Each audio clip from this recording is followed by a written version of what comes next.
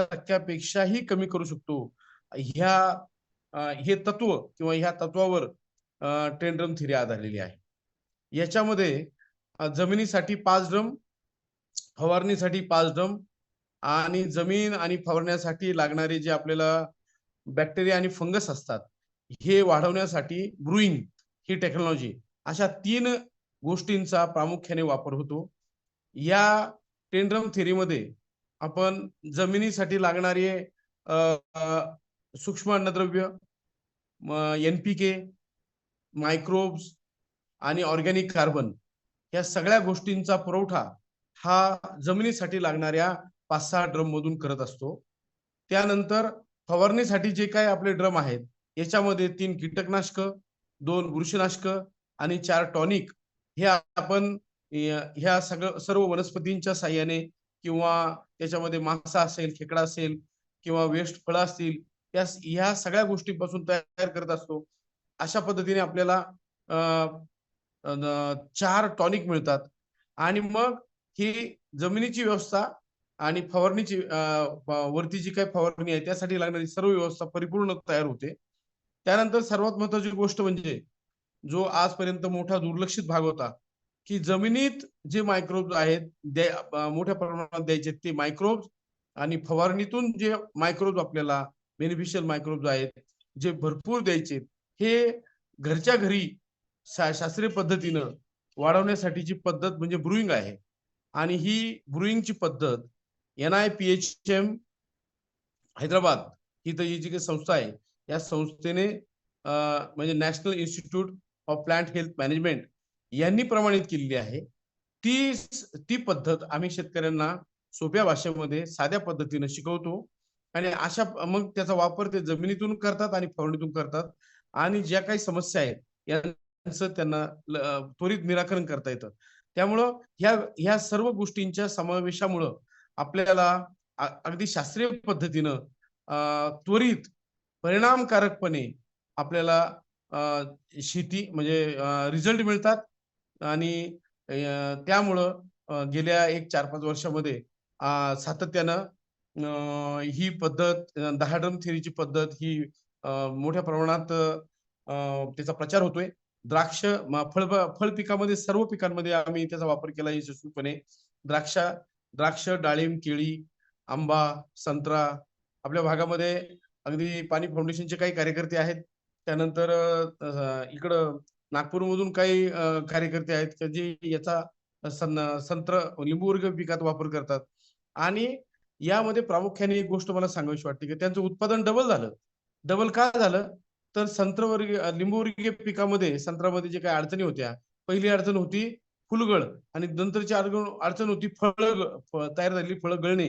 या दोन्ही अडचणींवर त्यांनी यशस्वीपणे मात केली आणि 3 वर्ष त्यांनी करून दाखवलं. म्हणजे असं नाही पहिल्या वर्षी जेव्हा त्यांना चांगले रिझल्ट आले ते काहीच बोलले नाही. दुसरं वर्ष आणि जेव्हा तिसऱ्या वर्षी हे झालं त्यावेळेला मग ते आमच्याकडे आले, सांगितलं सर लिंबूवर्गीय पिकामध्ये असं होतोय आणि आम्ही 3 वर्षाचा अनुभव घेतला आणि गावामध्ये इतर लोकांना मात्र त्याच समस्या येत होत्या. त्यामुळे ह्या निमित्ताने मी गोरे सरांना ही पण म्हणजे विनंती करतो की 10 ड्रम थेरीचा संत्रा, मोसंबी आणि लिंबूवर जर आपण वापर केला तर जी काही उत्पादनाची समस्या आहे, जे काही उत्पादन ते दुप्पट करू शकतो आपण 100% करू शकतो आणि याच्यावर ह्या वर्षी आपण चांगल्या पद्धतीने प्रयोग हे लावले पाहिजेत. उपस्थित जे शेतकरी मंडळी आहेत त्यांनाही मी अगदी म्हणजे कळकळीने सांगतोय की आपण याचा वापर लिंबूवर्गीय पिकामध्ये करावा आणि ज्या काही आपल्या समस्या आहेत फुलगळ, फळगळ आणि फळं पिवळी पडणे म्हणजे पानं पिवळी पडणे वगैरे या अतिशय चांगल्या पद्धतीने सोडवल्या जातात. आता ही जी काही 10 ड्रम थेरी याच्यामध्ये प्रामुख्याने एक एरोबिक पद्धतीचे 5-6 ड्रम हे आपल्याला जमिनीतून ह्या ज्या काही गोष्टी द्यायच्या त्यासाठी वापरले जातात.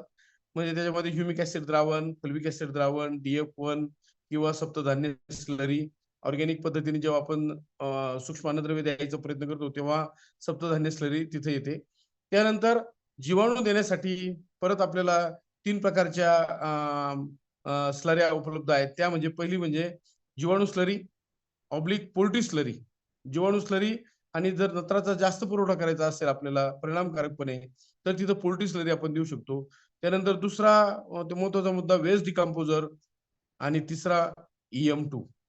ह्या पद्धतीनं आपल्याला आपण म्हणजे ह्या जर गोष्टी आपल्या शेतावरती केल्या, तर जी काही आपण खतं देतोय, ह्या खतांचा आपल्याला रासायनिक खतांचा 50% बचत करता येते. जमिनीची पोत सुधारते. 6 महिन्यामध्ये आपल्या शेतामध्ये गांडूळ दिसायला लागतात. मग गांडूळ वरती आहेत म्हणून त्याच्या खाली प्रोटोझोआ आहे, प्रोटोझोआ आहे म्हणून त्याच्या खाली बॅक्टेरिया आहेत, आणि बॅक्टेरिया आहेत याचा अर्थ जमिनीमध्ये मुबलक नत्र हे म्हणजे जे काही ऑर्गॅनिक कार्बन वगैरे हा त्याच्यातून ते घेऊ शकतायत. म्हणजे सेंद्रिय कर्ब सुद्धा तिथं आहे.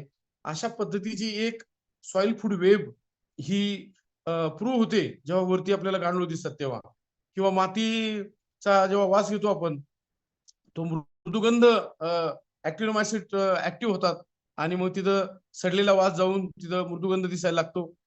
2200 TDSचं पाणी आणि 3 ते 4 ECचं पाणी असलेल्या जमिनी सुद्धा मोकळ्या होतात. म्हणून ह्या निमित्ताने मला सांगावंसं वाटतं की खारपट जमिनी असतील, कॉम्पॅक्ट सॉइल असतील, डीप ब्लॅक सॉइल असतील, यांच्यामध्ये जे एरिएशनचे प्रॉब्लेम आहेत हे सोडवण्यासाठी आपल्याला 10 ड्रम थेअरीचा वापर करावा लागेल. आणि जिथं कॅल्करी जमिनी आहेत, जिथं पिवळेपणा जास्त आहे, खाली शाडूचे असे लेयर आहेत, अशा ठिकाणी सुद्धा आपण ह्या जमिनीसाठीच्या ड्रमचा जर वापर केला तर अतिशय चांगल्या पद्धतीनं आपल्याला रिझल्ट मिळत आहेत. आता आपल्याकडे भरपूर वेगवेगळ्या पद्धतीची पिकं आहेत. ड्रीपने आपण याचा अतिशय सुलभ वापर करू शकतो. परंतु सोयाबीन असेल किंवा कांदा असेल, कॉटन असेल, ही जी काही मका असेल, ह्या पिकांमध्ये पाटपाण्याने आपण जेव्हा पाणी देतोय त्यावेळेला आपल्याला पाटाच्या पाण्यामध्ये कॉक चालू करून हे सोडता येते, किंवा तो जो वाफा आहे त्या वाफ्यावर पाणी असताना त्या वाफ्यामध्ये ओतता येईल. आता तुम्ही म्हणाल की आम्ही जिरायत शेती करतोय, आम्ही एकदा पिरून घरी येणार आहे, नंतर तिथं मध्ये आम्ही काही पाणी वगैरे देत नाही. अशा जिरायतीच्या शेतीसाठी सुद्धा आपल्याला ही द्रावणं शेणखतामध्ये, कोंबडी खतामध्ये, किंवा चांगल्या गांडूळ खतामध्ये मिक्स करून त्याला आपण घन जीवामृत जसं म्हणतो त्या पद्धतीनं ती मुरवायची आणि ती खतासारखी फुकून द्यायची, जेणेकरून पावसाचं जमिनीतला ओलावा किंवा वरून जेव्हा पाऊस पडतो तेव्हा ती याला लागू पडतात.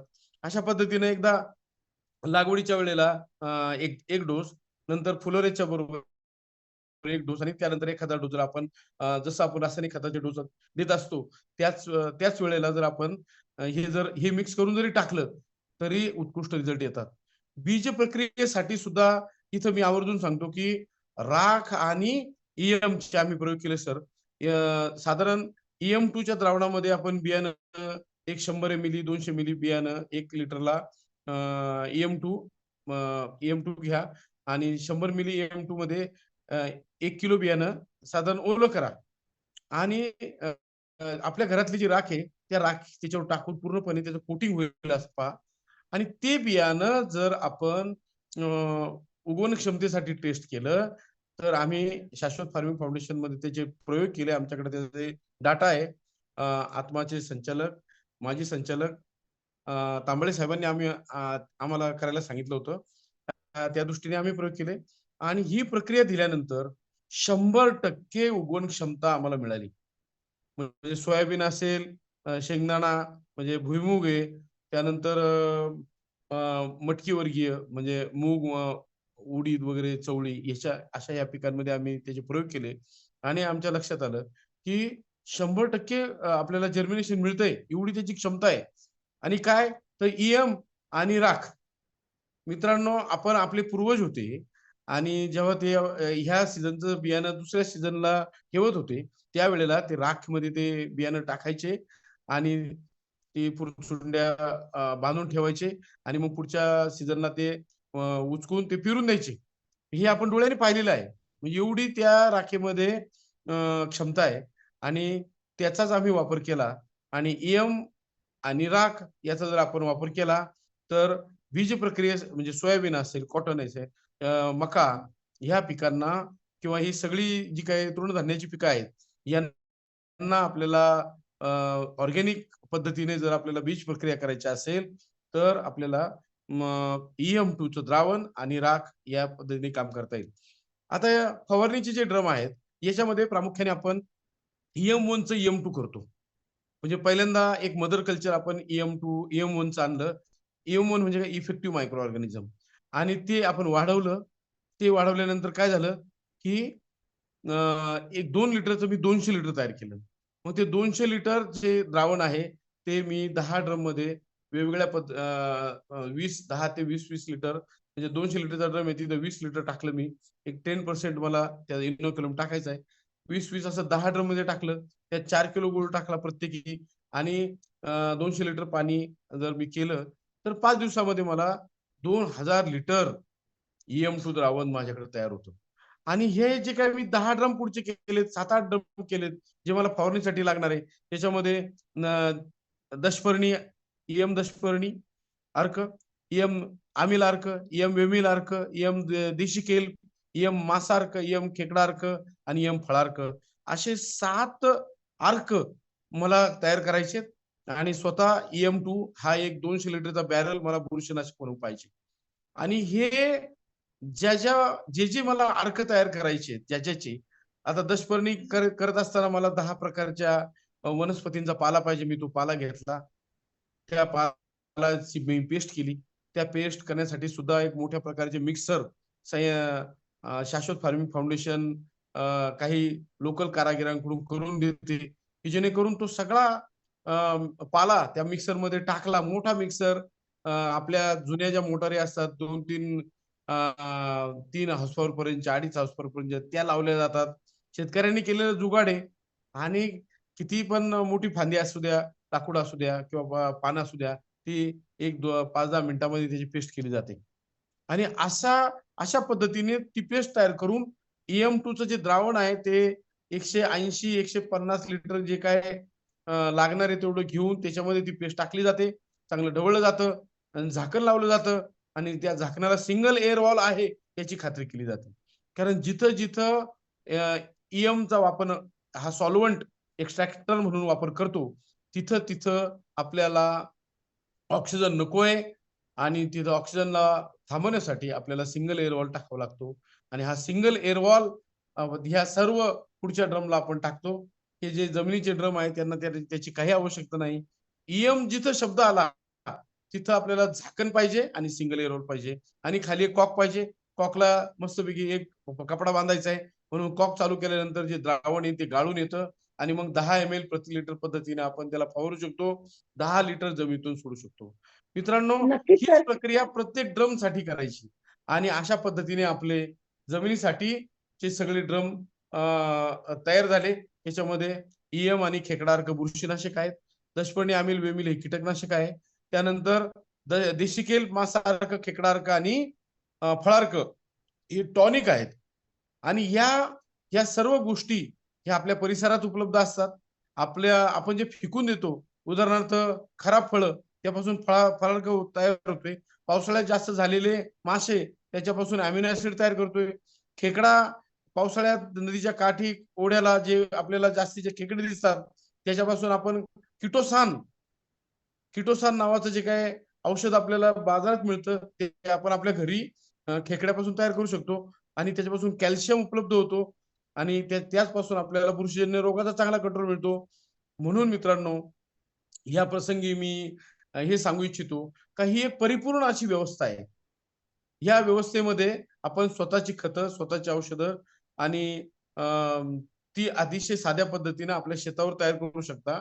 याचा म्हणजे अनुभव परभणीच्या आजूबाजूतील म्हणजे अंबेजोगाईच्या आजूबाजूतील सह्याद्री बालाघाट या कंपनीच्या माध्यमातून आम्ही जेव्हा तिथं काम केलं तेव्हा भरपूर लोकांना आला आणि त्यातील जे काही आपले गेराम साहेब आहेत यांनी त्यांचे मागच्या वेळेला अनुभव पण सांगितले. फक्त ह्या कार्यक्रमामध्ये एक म्हणजे शाश्वत फार्मिंग फाउंडेशनचं एक म्हणजे भूमिका अशी आहे की विदर्भ मराठवाड्यामधल्या या प्रचंड मोठ्या शेतीसाठी हा एक कृषी निविष्ठा तयार करायचा हा प्रकल्प हा प्रत्येक शेतकऱ्याच्या शेतापर्यंत आपल्याला पोहोचवायचा आहे. कारण उत्पादन खर्च वाढतायत, उत्पादन मिळत नाही, नफा कमी होतोय आणि शेतकरी अडचणीत आहे असे सर्वजण म्हणतायत. परंतु ह्या पद्धतीनं जर काही गोष्टी आपण शेतावर केल्या तर जो काही उत्पादन खर्च 25,000 50,000 एका एकराला होतोय त्यातील 10 15 20,000 तरी या निमित्ताने त्या शेतकऱ्याचे वाढतील, उत्पादन वाढेल, ज्या काही जमिनीच्या समस्या आहेत त्या सुटतील, उत्पादकता वाढेल. ह्या गोष्टी ह्या आपण घडून आणू शकतो आणि त्या घडून आणण्यासाठी म्हणजे मी मनोमन कुलगुरू साहेबांना धन्यवाद देतो, गोरे साहेबांना देतो, मीनाक्षी मॅडमला देतो की हे ह्या पद्धतीने जर आपण इनिशिएटिव्ह घेतलं, लोकांपर्यंत हे पोहोचवलं. कालच आम्ही मीनाक्षी मॅडम बरोबर चर्चा करून कोणते 2 प्रयोग आपल्याला लावता येतील, त्याचा ट्रायल कशा घ्यायच्या, कोणती पिकं सिलेक्ट करायची याच्यावरही आम्ही चर्चा केली. आणि नक्की असं सर, जर एक नक्की. काम आपण एक प्रयोग तसा करणार आहोत आणि शेतकऱ्यांना त्यातनं काही रिकमेंडेशन